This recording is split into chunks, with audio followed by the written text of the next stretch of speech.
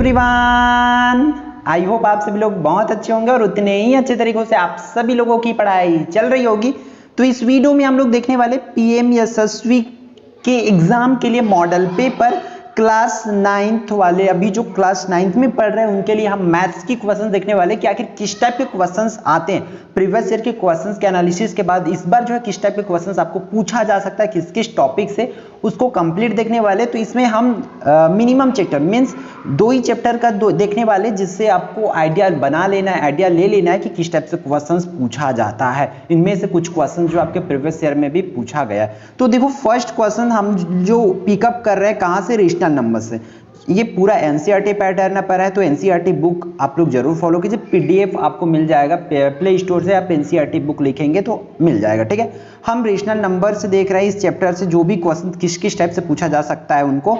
देखो question number 1 first क्या बोल रहा है, एक पूर्णांक हो सकता है। एक पूर्णांक के बारे में बात करें कि एक पूर्णांक कैसे हो सकता है, क्या केवल धनात्मक होती है, ऋणात्मक होते हैं, धनात्मक और ऋणात्मक दोनों होते हैं, उपरोक्त में से कोई नहीं, उसका आपको टिक करना है। तो आपको देखो यहाँ पर मैं सिर्फ एक पूर्णांक दिया हूं, तो आपको करना क्या है बच्चों, ध्यान से देखो। आपको प्राकृतिक संख्या पढ़ लेना है, आपको पूर्ण संख्या पढ़ लेना है, आपको पूर्णांक संख्या पढ़ लेना है, आपको परिमेय संख्या पढ़ना है, आपको अपरिमेय संख्या, इतनी सभी संख्याओं को अच्छे से लर्न कर लेना है, क्योंकि उसी के अंडर से आपको पूछा जाएगा। अभी देखो अब क्या पूर्णांक संख्या, तो आपको पूर्णांक संख्या की डेफिनेशन पता होनी चाहिए, तभी तो आपका बता पाएंगे। ठीक है, तो पूर्णांक संख्या में आपको मैं बता दूं आंसर इसकी सी होगी, उसमें धनात्मक और ऋणात्मक क्या है, दोनों होती है। ठीक है, तो ये दोनों मीडियम के लिए भी, ऐसा नहीं कि इंग्लिश मीडियम के लिए नहीं, तो ये also for English medium. So English medium वाले बच्चे भी पूरा कंप्लीट देख सकते हैं, क्योंकि जो भी क्वेश्चंस प्रोवाइड कराया जाएगा इस चैनल के माध्यम से बाइलिंगुअल रहने वाली है। ठीक है, एन इंटीजर कैन बी, वो क्या होती है, both positive and negative. Clear. फिर नेक्स्ट क्वेश्चन की ओर चलते हैं। इस टाइप के क्वेश्चंस आपको पूछा जा सकता है। मे बी यहाँ पर मैं माइनस वाली क्वेश्चंस लिया है, आपको प्लस वाले भी क्वेश्चन पूछा जा सकता है, आपको एडिशन वाली मींस आपको गुणा वाली भी क्वेश्चंस पूछा जा सकता है, और आपको किसके वाले, भाग वाले भी क्वेश्चन पूछा जा सकता है। इसलिए आप लोग को सभी का जो ऑपरेशन है, प्लस माइनस इंटू और डिवाइड, चारों के लिए प्रिपेयर कर लेना है। तो देखो इस टाइप से जो क्वेश्चन आएगा उसको मान निकालना है, तो आपको सिंपल से 5/4 लिखना है, फिर -8/3 मैं बता रहा हूं, इसका नीचे नीचे का मल्टीप्लाई कर देना है, सबसे पहले नीचे नीचे का। ठीक है, तो ये कितना होगा 12, फिर क्रॉस मल्टीप्लिकेशन कर देना है इसका इसके साथ, तो 5 3 15, इस तरीके से होगा, माइनस है बीच में तो माइनस, और ये हो जाएगा 8 चौक 32। तो इस तरीके से यहाँ पर माइनस करेंगे तो माइनस वाली आंसर आएगी। अब देखो नीचे में तो 12 रहेगी ही रहेगी, इसलिए माइनस इसमें और नीचे में 12 ये, तो ये वाली इसकी आंसर क्या हो जाएगी, करेक्ट हो जाएगी। क्लियर।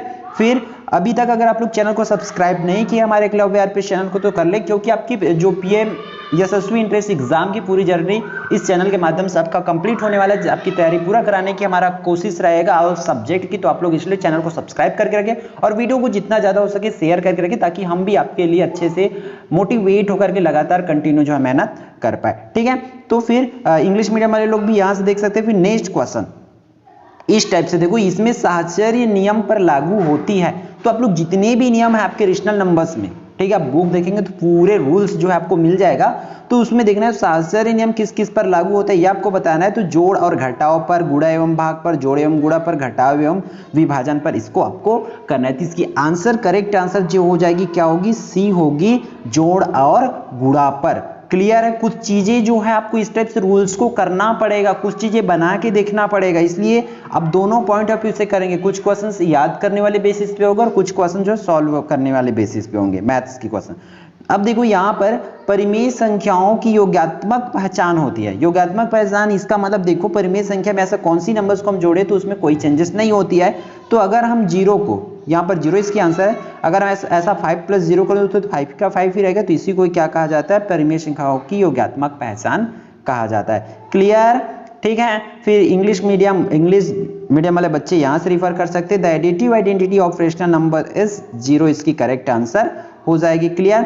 फिर नेक्स्ट एंड इंपॉर्टेंट क्वेश्चन, आपकी क्वेश्चन नंबर 5 आपके स्क्रीन पर है। 5th वन क्या बोला जा रहा है भाई, कि 1/9 का व्युत्क्रम क्या होगा, means what is the reciprocal of 1/9। तो रेसिप्रोकल का मींस होता है जस्ट ऑपोजिट, मींस ये 1/9 है तो इसका आंसर होगा 9। इस तरीके से मान चलो 3/2 रहता तो इसका जस्ट इसको चेंज कर दो इसको।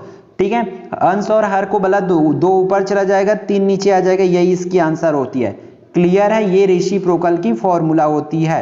तो इसकी आंसर क्या हो जाएगी 9 हो जाएगी। फिर नेक्स्ट क्वेश्चन नंबर 6 पर चलते हैं। इसी टाइप के क्वेश्चंस आपको पूछा जाएगा, जो नंबर्स आपको चेंज हो सकते हैं बट टॉपिक इसी के अंडर से आपको पूछ सकते हैं, ठीक है। फिर यहाँ पर देखो 3/4 और 1 के बीच, मतलब 3/4 और क्या दिया हुआ है 1, ऐसा इसके नीचे कुछ नहीं, मतलब इसके बीच में कितनी परिमेय संख्या है करके पूछ रहे हैं। 0, 1, 2 ऑप्शन में दिया और यहाँ पर अनगिनत है। तो मैं आपको बता दूं, ऐसा परिमेय संख्या के बीच में हम जितनी परिमेय संख्या निकालना चाहे निकाल सकते हैं, इसलिए इसके बीच में अनगिनत होती है, अनकाउंटेबल होती है, सॉरी काउंटलेस होती है, ठीक है। English medium can refer from there here. How many rational numbers are there in between 3/4 and 1। इसके बीच में कितने रेशनल नंबर्स बताना है, तो इसमें क्या हो जाएगा काउंट लेस हो जाएगा, क्योंकि हम मैक्सिमम जितनी जरूरत है जितना भी हो हम निकाल सकते हैं, ठीक है। फिर नेक्स्ट क्वेश्चन आपके स्क्रीन पर आ गए भाई, तो देखो क्वेश्चन नंबर 7। इस टाइप के क्वेश्चंस की आपको प्रिपरेशन करना है, क्योंकि ये ना तो याद करने वाली होती ना कुछ होती, ये कंडीशन बेस्ड क्वेश्चन होती है, तो जिसकी आने के चांसेस मैक्सिमम है, इसको स्टार लगा लीजिए। इस टाइप के क्वेश्चंस आपको एग्जाम में देखने को मिलेंगे ही मिलेंगे, और प्रीवियस ईयर में भी इस टाइप के क्वेश्चंस पूछा गया। मैं आपको बता दूं कि प्रीवियस ईयर की क्वेश्चन पेपर हम बहुत जल्द आपको प्रोवाइड करा देंगे, पिछले साल की कि किस टाइप के क्वेश्चंस आया था। तो अभी बस जो क्वेश्चंस अब उसके पैटर्न पर जो बनाया गया है उस क्वेश्चंस की प्रिपरेशन करते रहिए, और आपके पास जो भी स्टडी मटेरियल है मींस बुक है, उस बुक से तैयारी करते चलिए, और भी हम प्रैक्टिस सेट आपको बहुत जल्द प्रोवाइड करेंगे, ठीक है। तो देखो निम्नलिखित में कौन सी कथन गलत है, बोल रहे सही है करके नहीं पूछ रहे, गलत, तो इसकी आंसर्स क्या हो जाएगी डी हो जाएगी। परिमेय संख्या को जोड़ के अंतर्गत बंद नहीं किया जा सकता, ये डी इसकी करेक्ट आंसर होगी। तो इसकी अलग अलग कंडीशन होती है, सभी को अच्छे से ध्यान से समझते हुए चलेंगे। फिर यहाँ पर देखो नेक्स्ट है हमारा 8, a + b = b + a कहलाता है, ठीक है। तो यहाँ मतलब क्या कहलाएगा उसको बताना है। तो देखो a + b = b + a है, तो यहाँ पर देखो इसके क्रम जो है क्या हुआ है, सीक्वेंस जो है चेंज हुआ है, सो ये क्या हो जाएगी क्रम विनिमय नियम हो जाएगा। क्लियर है, मीन्स यहाँ पर क्या हो जाएगा commutative law of addition, means अगर उसके सीक्वेंस चेंज होती है तो उसको हम लोग कम्यूटेटिव लॉ कहते हैं। तो आपको अब क्या करना है, आपको जितने भी लॉ है जैसे कि एसोसिएटिव लॉ है, डिस्ट्रीब्यूटिव लॉ है, इन सब चीज को पढ़ लेना है अच्छे से, ठीक है। तो इन सब चीज को मतलब मैं इसीलिए क्वेश्चंस आपको प्रोवाइड करा रहा हूं, ताकि आपको एक वे मिल जाए कि किस वे पे आपको तैयारी करना है और आप अच्छा से अच्छा स्कोर कर पाओ और अपनी डिस्ट्रिक्ट स्टेट पे टॉप कर पाओ, जिससे आपको स्कॉलरशिप मिल पाए, ठीक है। तो फिर नेक्स्ट हमारा देखो, ये चैप्टर 1 से मैं कुछ क्वेश्चन लिया था as a sample, as a model. तो देखो अब नेक्स्ट चैप्टर से हमारा जो chapter number 2 linear equation in one variable, तो इस चैप्टर से कुछ इंपॉर्टेंट क्वेश्चंस देख लेते हैं कि आखिर इस क्वेश्चन से इस चैप्टर से किस टाइप का क्वेश्चन पूछा जाएगा। तो फर्स्ट क्वेश्चन इस चैप्टर से निम्नलिखित में कौन सा एक चर वाला रैखिक समीकरण नहीं है। एक चर वाला रैखिक, इसमें हमें रैखिक समीकरण है करके नहीं पूछ रहे, कौन सा नहीं है करके पूछ रहे। तो देखो एक चर होना चाहिए, देखो इस पर कितनी चर है, कितनी वेरिएबल है, 2 वेरिएबल है, दैट्स व्हाई ये क्या होगी आपकी समीकरण नहीं है, क्योंकि इसमें x भी है और y भी है, एक ही चर होना चाहिए, बाकी देखो सब में x है। और एक चीज याद रखना, अगर एक चर की बात हो रही तो यहाँ पर इस तरीका से होती है, सिंपल सी ax + c = 0, मीन्स x की पावर जो है यहाँ पर मैक्सिमम पावर 1 होती है, जो वेरिएबल होती है चर राशि होती है उसकी घात जो होती है 1 होती है, मतलब उसके x की घात में अगर कुछ भी है तो वो आपका रैखिक समीकरण नहीं होगा। इन चीजों को बस आप लोग ध्यान रखेंगे, ठीक है।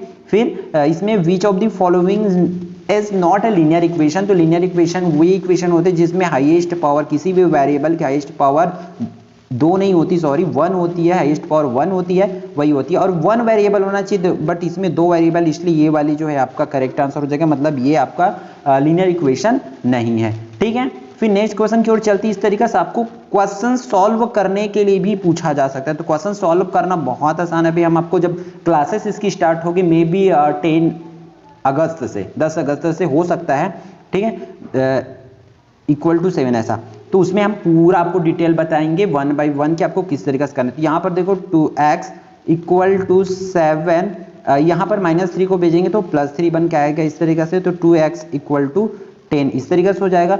फिर इसके बाद आपको करना क्या है, मैं इसको इरेज कर देता हूँ। यहाँ पर कैसा आया था आपका 2x = 10 आया था, तो x का वैल्यू चाहिए, इसलिए इसको लिखना है आपको 10/2 इस तरीके से लिखना है। 2 1 = 2 और 2 5 = 10, मतलब x = कितना आएगा यहाँ पर 5 आएगा, यही आपका आंसर होगा। इस तरह से बनाया जाता है, तो ये ए इसका करेक्ट आंसर है। क्लियर, ठीक। नेक्स्ट क्वेश्चन की ओर चलते हैं। फिर हम लोग 11 क्या बोल रहा है, 3 क्रमागत पूर्णांकों का योग 51 है बोल रहा है, तो यहाँ पर देखो इस टाइप के क्वेश्चंस को आपको मान के बनाना पड़ता है कि माना कि पहला संख्या इतना, दूसरा संख्या x+2, क्रमगत बोला गया ना, इसलिए अगला संख्या को हम लोग लिख सकते हैं x+3 = 51, ऐसा रखेंगे तो आपकी आंसर जो है आ जाएगा। ठीक है, तो इसको करके जो है जरूर देखेंगे आप लोग। फिर 12 क्वेश्चन की ओर चलते हैं। 12 क्वेश्चन में देखो इस टाइप के कंडीशन बेस्ड क्वेश्चंस आपको पूछे जाएंगे, इसलिए बहुत ध्यान से इस टाइप के क्वेश्चंस को करेंगे। यदि किसी संख्या को 8 से विभाजित किया जाए तो उसका मान 6 आता है, संख्या ज्ञात करना है आपको। कोई सा भी संख्या है, मान के चलो हमारा संख्या कितना है x है, उसको हम लोग 8 से भाग करेंगे तब कितना आएगा, बोल रहा है 6 आएगा। तो वो संख्या कितना है, तो संख्या निकालना है, जाहिर सी बात है 8 को बेच दो तो 6 × 8 हो जाएगा, 8 पंचे होता है 40 और 8 छक्का होता है 48। अगर ये ऑप्शन में होगा तो यही उसकी आंसर हो जाएगी। ठीक है, 48 वाला, तो ये सी इसकी करेक्ट आंसर हो जाएगी। ठीक है, फिर आप लोग इंग्लिश मीडियम का रिफर कर सकते हो, यहाँ से उन दोनों के लिए है। क्वेश्चन नंबर 13 की बात करें तो इस पर देखो एक संख्या को 40 से घटाने पर, ठीक है, कोई संख्या है उसको 40 से घटाएंगे तब 15 प्राप्त होता है, तो उसके समीकरण, तो इस तरह के कथन से आपको समीकरण बनाने आना चाहिए। तो ये जरूरी नहीं कि यही कथन दे आपको, इसलिए अच्छे से प्रिपेयर करके रखेंगे। इसकी आंसर जो है बी जो है करेक्ट आंसर होगी, क्योंकि कोई नंबर है x, उस पर हम लोग 40 माइनस किए, देन इट विल बी 15, ये हमें बोल रहा है, तो x - 40 = 15, ये इसकी आंसर हो जाएगी। ठीक है, फिर 14 नंबर की क्वेश्चन देखते हैं। फिर यहाँ पर देखो रूट पूछ रहा है, मूल पूछ रहा है भाई कि इसका मूल क्या होगा करके, तो इस टाइप के भी क्वेश्चंस आपको पूछ सकते हैं। इसलिए जो भी पढ़ोगे एकदम उसका निचोड़ करना है, क्योंकि ये स्टेट लेवल नहीं है, डिस्ट्रिक्ट लेवल नहीं है, स्टेट लेवल नहीं, ये सीधा आपका हमारे बोल सकते हैं नेशनल लेवल की टेस्ट है ना, पूरे भारत देश के लिए है, आप लोग खुद जानते ही हो। तो वहां आपको अपने आप को प्रूव करना है, तो एकदम लॉयल्टी के साथ, जुनून के साथ आप लोग तैयारी कीजिए। डेफिनेटली हम आप लोग के साथ है, बस आप लोग चैनल सब्सक्राइब करके रखिए, बेल आइकन ऑन करके रखिए और ज्यादा से ज्यादा बच्चों तक शेयर करते चले। तो इस टाइप से देखो मूल किसको बोलते हैं या रूट किसको बोलते हैं, वे वैल्यू जिसके रखने से ये पूरा इक्वेशन 0 हो जाए, मीन्स x की वैल्यू को बोल रहा है। तो 3x + 8 = 14 है ऐसा, तो 3x = 14 - 8 इस तरीके से हो जाएगा, तो उसको माइनस करेंगे, देन यहाँ पर आंसर आ जाएगी। ठीक है, हम इसको बताएंगे आपको बहुत जल्द। ठीक है, फिर क्वेश्चन नंबर 15 आपके लिए टास्क का है ये, इसकी आंसर जो आप लोग कमेंट करके बताएंगे कि आकांक्षा और अनुभव की वर्तमान आयु का अनुपात इतना है, तो 4 वर्ष बाद इतना हो जाएगा, तो आकांक्षा का वर्तमान आयु आपको ज्ञात करना है। ये आपके लिए टास्क है, इसको करके जरूर दिखाएंगे। ठीक है, तो इस वीडियो में बस हम ये 15 क्वेश्चंस देखते हैं आपके लिए। तो मैं ऐसा करता हूँ कि आप लोगों को समझ आया होगा और इसी पैटर्न पर आप लोग का एग्जाम आने वाला है, तो आप लोग जो है इस टाइप के क्वेश्चंस की तैयारी करते रहिए। हम लोग बहुत जल्द आपके लिए पूरे क्वेश्चंस को लाने का कोशिश करेंगे। ठीक है, फिर ऑल द बेस्ट, मिलते हैं आने वाले इंपॉर्टेंट वीडियो पर।